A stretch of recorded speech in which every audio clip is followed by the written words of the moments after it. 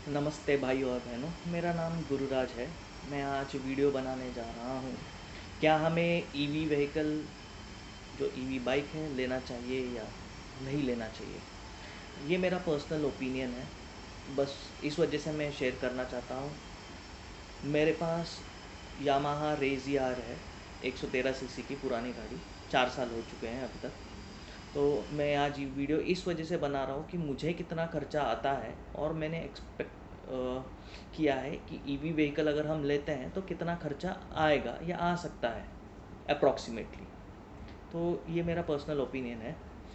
आजकल बाइक्स वगैरह सबको चाहिए होता है, बच्चे लोगों के लिए या जिसको भी काम पे जाना है या किसी भी छोटे छोटे वजह से, तो बाइक लेते हैं हम। तो बाइक जो नॉर्मली हम लेते हैं कार्बोरेटर इंजन वाला, उसमें कितना खर्चा आता है? उसमें जहाँ तक मेरा मैनुअल है उसमें मैंने पढ़ा है एवरी 5000 किलोमीटर हमें इंजन ऑयल चेंज करना चाहिए। मैं fully synthetic engine oil use करता हूँ, मोटुल, लिक्विमोली या फिर कैस्ट्रॉल का। ठीक है, क्योंकि नॉर्मल इंजन ऑयल अगर आप यूज़ करते हैं या सेमी सिंथेटिक, और अगर आप ये 3 इंजन ऑयल यूज़ करते हैं तो उसमें फ़र्क आपको गाड़ी चलाते वक्त मालूम पड़ जाएगा। ठीक है, तो उसका अगर हम कैलकुलेट करें कितना सालाना खर्चा आता है, तो 5000, अगर अप्रॉक्सीमेटली हमारी गाड़ी चलती है 1000 किलोमीटर पर मंथ, यानी 12000 किलोमीटर पर ईयर। ठीक है, तो हमें 2 बार इंजन ऑयल चेंज करना पड़ेगा। तो इंजन ऑयल चेंज करना plus gear oil normally 40,000 kilometre या साल में 2 साल में एक बार चेंज करना होता है। तो उसके 125 रुपीज़ जो है, ये प्राइस है इसका अपना यामा लूप का। और अगर आप इंजन ऑयल की बात करें, इंजन ऑयल अगर लिक्विमोली का लेते हैं तो लिक्विमोली 1 लीटर का 648 रुपीज़ है, और मोटुल का लेते हैं तो 663 है अप्रॉक्सीमेटली। और अगर आप यामाहा का लेते हैं तो ऑलमोस्ट 200-300 रुपीज़ तक का भी आता है। तो ये 10W40 इंजन ऑयल में यूज़ करता हूँ मेरे गाड़ी में। हाँ, तो अगर आप सालाना निकालते हैं, अगर 12,000 किलोमीटर पर ईयर चल रहा है गाड़ी, और आपकी गाड़ी ऑन एन एवरेज 30 किलोमीटर्स पर लीटर दे रही है, ये बस एक अप्रॉक्सीमेट है। कोई गाड़ी ज़्यादा देती है, कोई गाड़ी कम देती है, वो डिपेंड करता है। तो मैंने एक अप्रॉक्सीमेट वैल्यू लिया है 30 किलोमीटर्स पर लीटर का। तो अगर 30 किलोमीटर्स पर लीटर का अगर आप एवरेज लेते हैं, तो आपको पेट्रोल का खर्चा आज के डेट में जो 107, कहीं 108, कहीं 110 रुपया है, तो आपको 42,800 रुपीज़ लगेगा।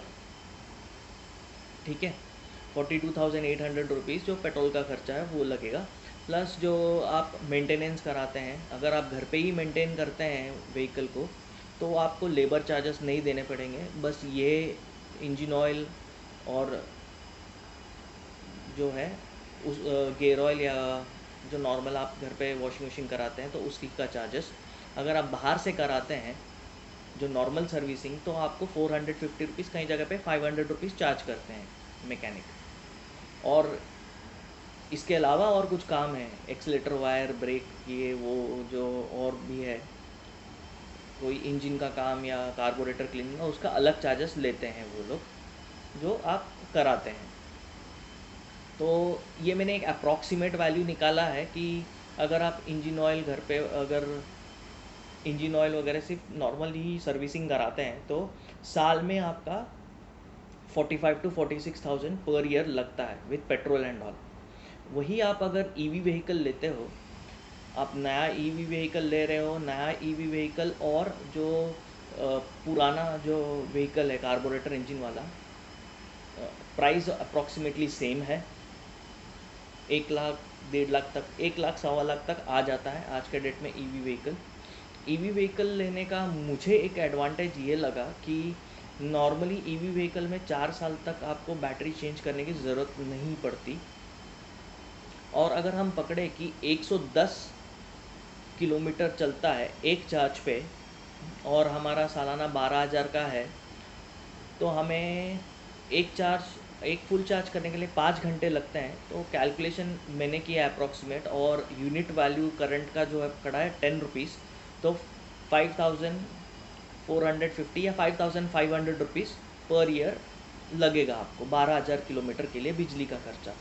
अगर उससे ज़्यादा चलती है, और बिजली का खर्चा जो है वो डिपेंड करता है कहाँ रहते हैं, कि जैसे कि मैं मुंबई में रहता हूँ। मुंबई में हमारे यहाँ पे कैपिंग होता है बिजली के इसमें, तो 0 to 100 है 3.5 रुपीज़, और 100 to 300 है 7.5 rupees approximately, plus charges extra वगैरह है। और 300 के ऊपर जाता है यूनिट तो और 11 रुपये ऐसा कुछ लगता है, तो वो कैपिंग है। तो मैंने एवरेज 10 पकड़ा है, तो 5,500 रुपीज़ अप्रॉक्सीमेटली लगेगा।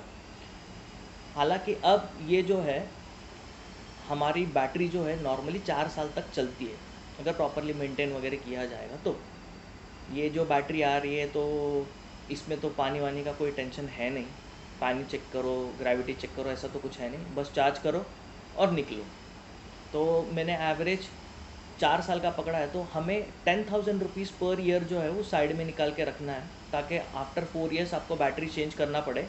तो मेरे हिसाब से 40,000 रुपीज़ बैटरी का कॉस्ट लगेगा इन फ्यूचर, या 4 साल बाद।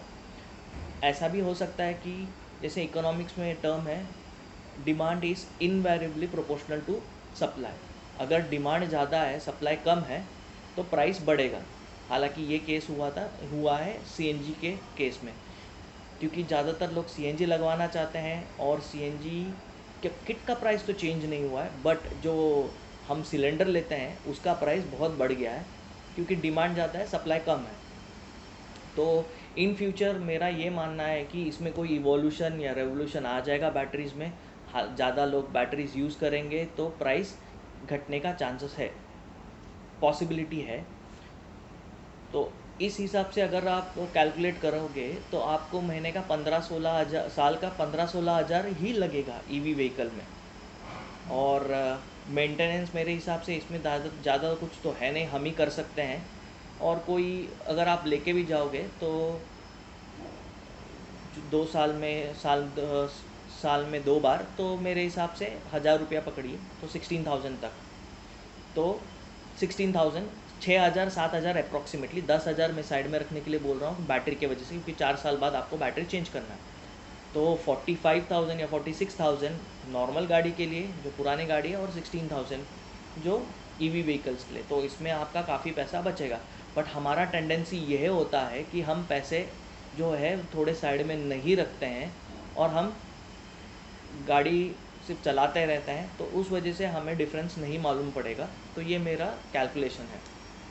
हालांकि मैं कंपनी को ये सजेस्ट करना चाहूँगा कि अभी एक रेंज जो है मैंने 110 किलोमीटर का पकड़ा है अप्रॉक्सीमेटली, बैटरी डिग्रेड होने के बाद। बट अगर कंपनी जो है इसमें डायनामो वगैरह फिट करके देती है सोलर चार्जिंग का, तो हमारा रेंज जो है बढ़ जाएगा। क्योंकि हमें अगर लॉन्ग रेंज के लिए जाना है तो ये गाड़ी फिजिबल नहीं है, हालांकि दूसरी गाड़ी ज़्यादा फिजिबल होती है पुरानी वाली।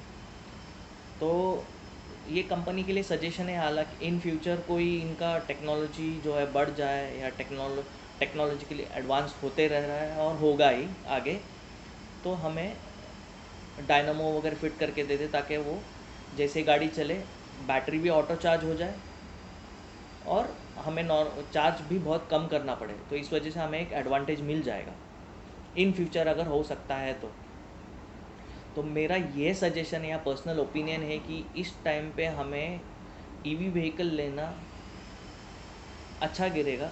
एक, maintenance wise, secondly cost wise, और थर्ड जो है ये जो फ्यूल जो है वो एमिट ज़्यादातर कुछ नहीं करेगा, बहुत कम CO2 एमिट करेगा। जो नॉर्मल प्रीवियस व्हीकल्स है वो ज़्यादा एमिट करता था। और थर्डली मैंने जहाँ तक सुना है कि हीरो ने ताइवान के कंपनी के साथ टाई अप किया है, जिसमें उन्होंने ऐसा प्लान किया कि उनके स्टेशन में अगर आपका बैटरी ख़त्म हो रहा है तो सीधा वहाँ पे जाइए, अपना बैटरी चार्जिंग पे डालिए, नया बैटरी जो दूसरा बैटरी है वो लीजिए और चलिए। तो ये एक एडवांटेज है, हमें बैटरी का मेंटेनेंस का खर्चा देखना नहीं पड़ेगा। हालांकि उनका महीने का या ईयरली जो है चार्जेस रहेगा, तो वो बस उनको पे करना है। ये एक एडवांटेज है। तो इस वजह से मुझे लगता है कि ईवी व्हीकल आज के डेट में लेना बहुत अच्छा है। मैं ये भी सोच रहा हूँ कि ये जो मेरा पुराना गाड़ी है उसको मैं ईवी में चेंज करूँ, हमारे यहाँ पे मैंने सुना है कि चेंज करके देते हैं, 13-14 हज़ार रुपये लेते हैं। तो अगर ऐसा लेता है और उनका मोटर वोटर भी अच्छा है, तो मेरे हिसाब से ये एक अच्छा रहेगा कि हम ईवी व्हीकल ले लें। तो ये मेरा पर्सनल ओपिनियन है गाइस। तो आपको क्या लगता है, आप प्लीज़ बता दीजिए, हो सके तो मैं आपको रिप्लाई करूँगा। Thank you. आप लोगों का दिन शुभ रहे। Have a nice day.